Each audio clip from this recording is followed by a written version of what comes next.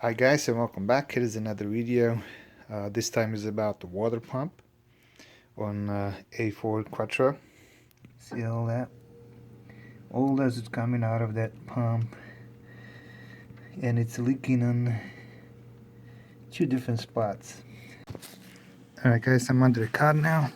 As you see, this is a 3/8 clear flexible hose. If you see right over that little nozzle, and I'm gonna put that in the in here. I'm gonna turn that way, but not too much force, and then the antifreeze is gonna start draining out through there, right in here.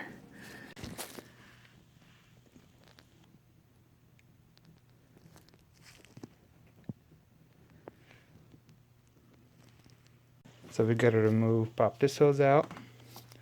We gotta pop this hose out. We're gonna also be removing the suspension tank, so that's gonna have to get out of the way.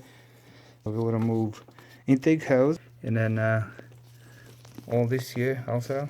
There's the two bolts, one here and one here. They come off, then all this bracket that holds all this wire harness comes off together. Okay, so let's just take a screwdriver and remove, as you see, that screw right there. And you could just this one here, remove that out.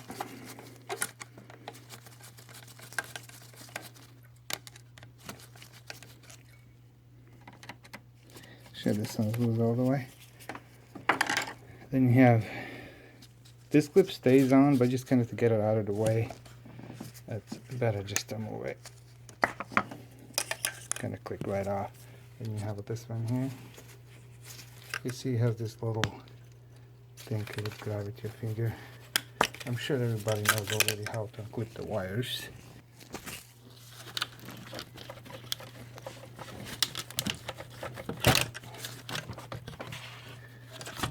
So some people take them off and put them in this, kind of stuff them on the side, but it's too much space taken. I'll just take it out completely. Okay, now we'll just pop these clips off. I kind of put that under it and hold it with my finger, that way it doesn't fly away. If that thing flies away, it's so hard to find. And I don't think you can buy it only that clip. I'm not sure. Yeah. So it should come right off. Now we'll take suspension tanks out.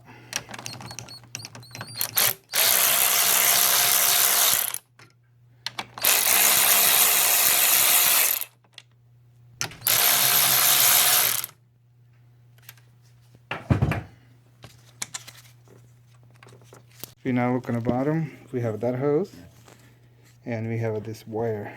So both of them has to come off. So hose has a clip, a little wire you need to pull up, and then so this clip is relatively big. I'm trying to do it with the one hand.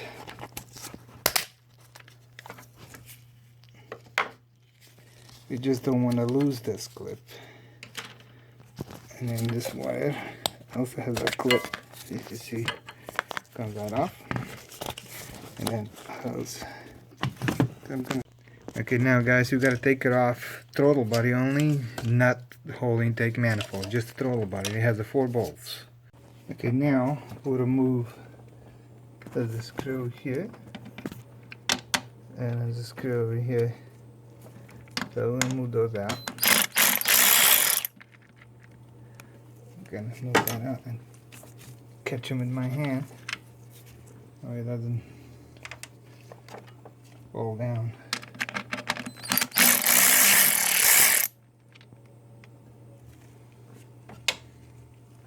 Let's see, do this one. Then I can see that separates away. So I pulled the clip back. I don't know if you can see in the cameras, but some antifreeze coolant will come out, but make sure you have a plastic under your car. So I'm gonna just grab it and wiggle it like that and push this wire back in place, that way it doesn't get lost. And I can just take them and get them out of the way, kind of put them on the side somewhere there. Same way one on the bottom. I also popped the wire out, locking wire, so I'm gonna just grab it in my hand and pull it. And I'm gonna also try to get that out of the way. Put it somewhere over here. But be careful on all these wires, the harness and stuff you have here. You don't want to damage it because you're gonna still need that. And kind of go easy with the hoses. You don't want to break them. They're real expensive. So hoses are out, as you see. Now my next thing, that's gonna be pulling this little clip off. Basically would grab it like this and try if you can separate away. Gotta kind of work around it, but you just make sure you don't damage it. See, I kind of just loosen them around, and then see if I can see it come right off. So we'll just use this guy. So make sure it doesn't get lost. Then you have this thing here. It's all the way back. You can use an extension if you want to, if you have one. So you just don't want to strip. See, it's not very tight. So now you can use it.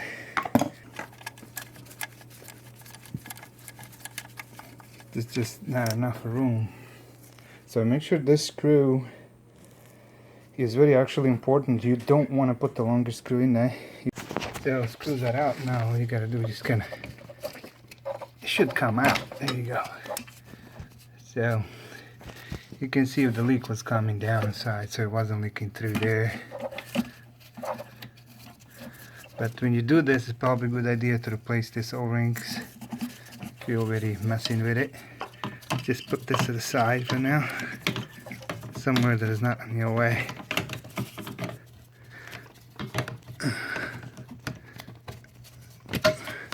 There you go, put them like that.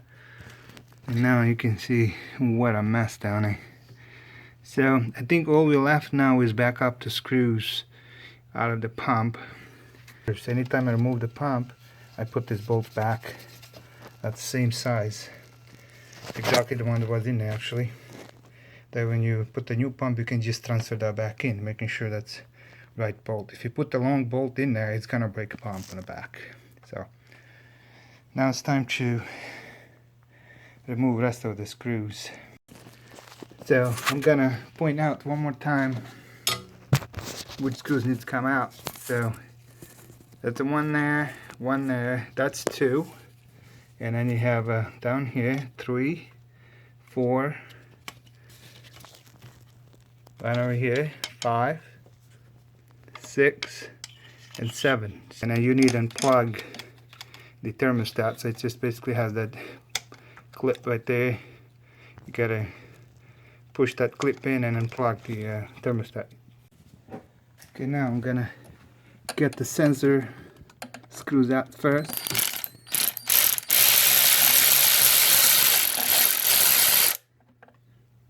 It's loose.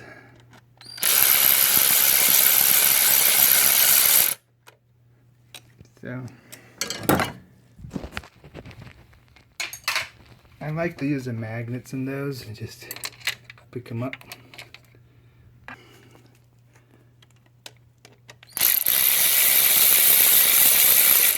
So that's loose. Now I'm gonna try to put this wire back, stuff it back there, to move it back out of the way when I was removing the thermostat screws. So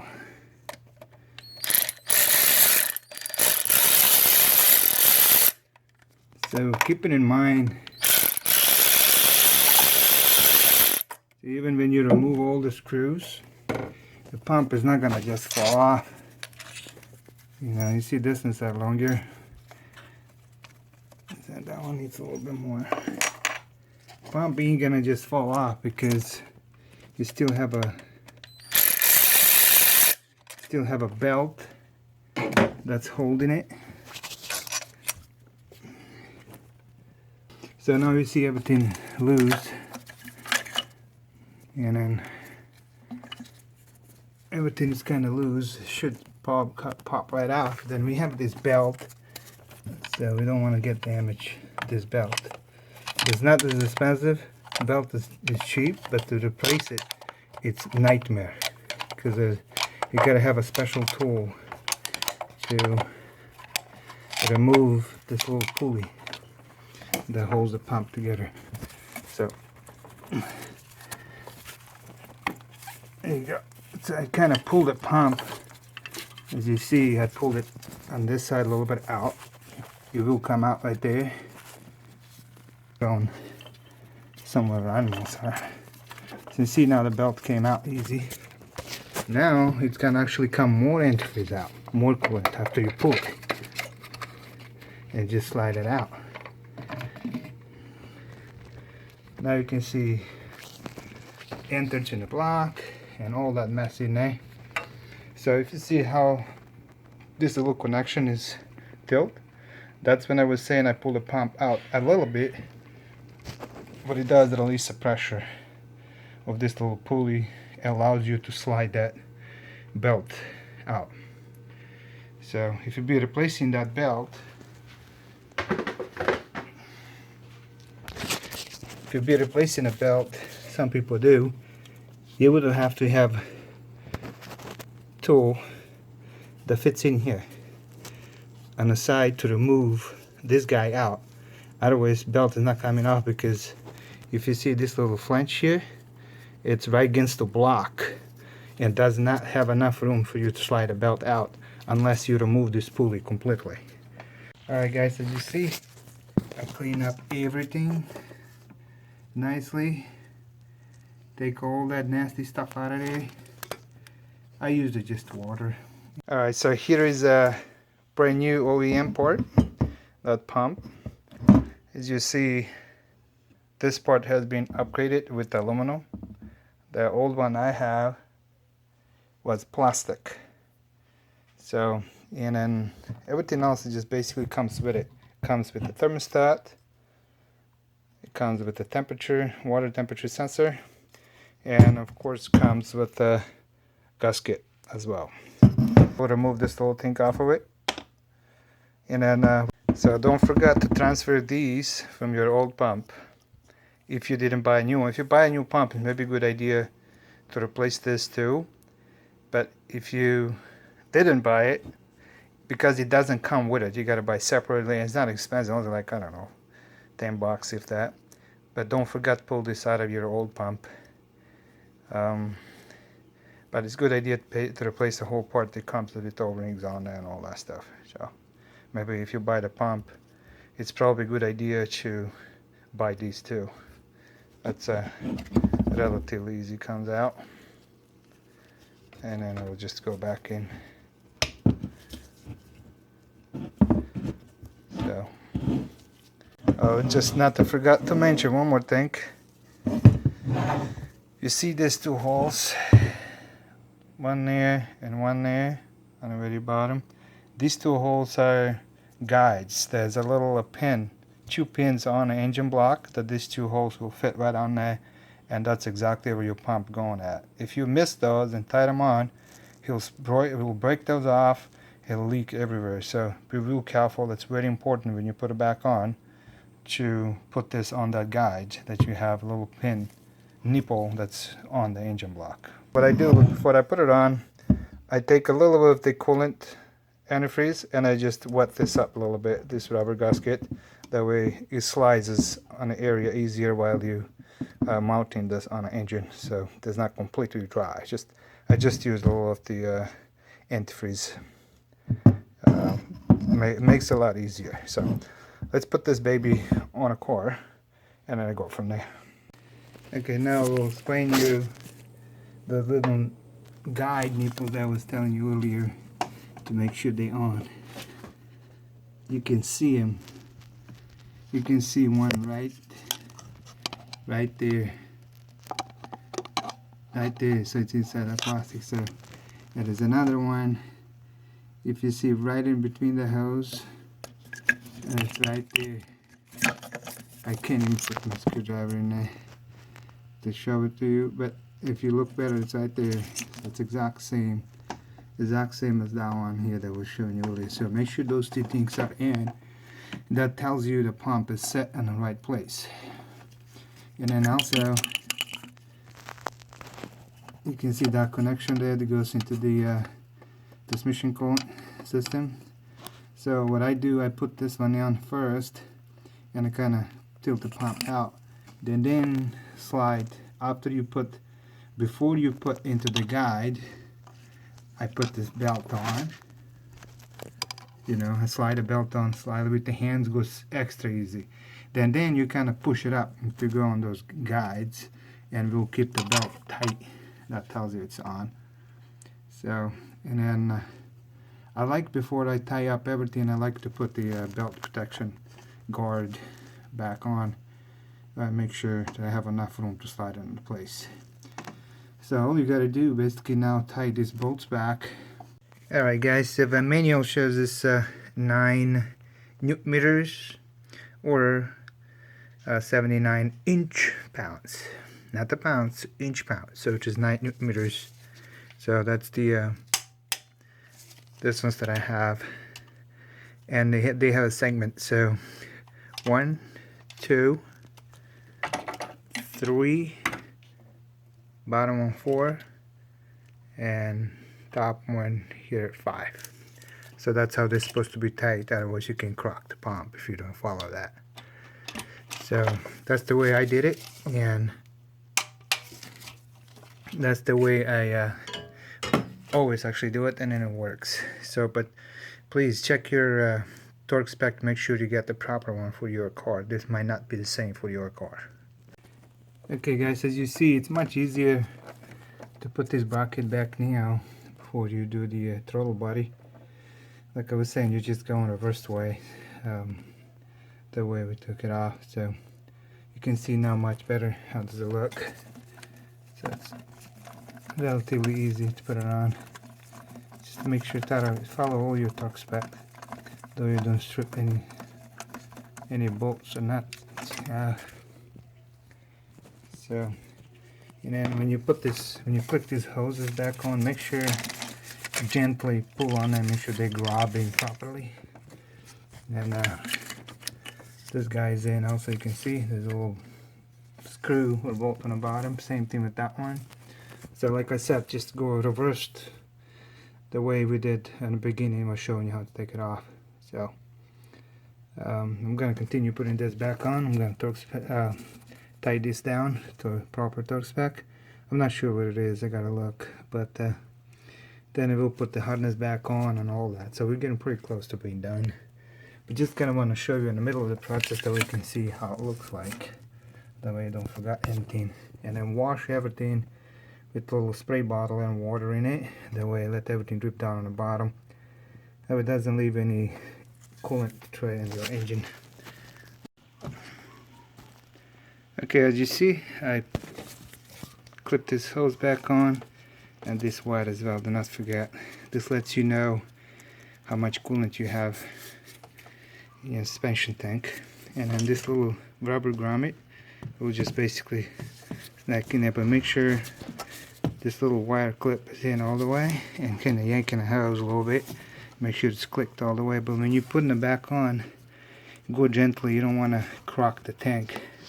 Right there, if you see there's not much of the meat here, so possibly you can easily crack them right there if you push too hard, so be careful on them.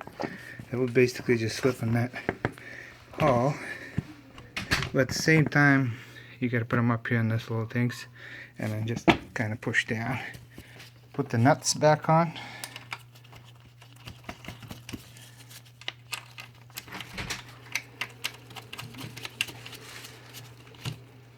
And I believe this is number 10.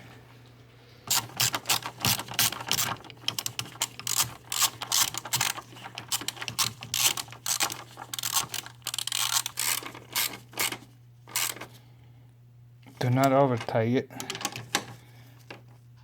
It's just snug, don't need to. So now, take this little hose and real gently. So, make sure it's all the way. Gonna yank on a little bit. See it's seating, that's good. So this one basically goes on exact same way, but as I mentioned earlier in the video, this one is broke, so I gotta replace that hose. Alright guys, as you see, pretty much pump has been replaced. All I'm waiting right now for air to bleed out of the system back into the expansion tank. During this process, I had the heater cranked all the way up inside the cab. And basically when I start getting real hot air going, that actually tells me that I'm pretty close to complete the bleeding process. And when it's this done, double check level on it to be in between minimum and maximum somewhere. And after engine cools down completely 100%, I double check again, making sure the coolant is still a good level. If it's not, I can open the tank and top it off a little bit more. But still I would check for all the leaks and everything like that. Once again, thank you guys so much for watching, and like and subscribe.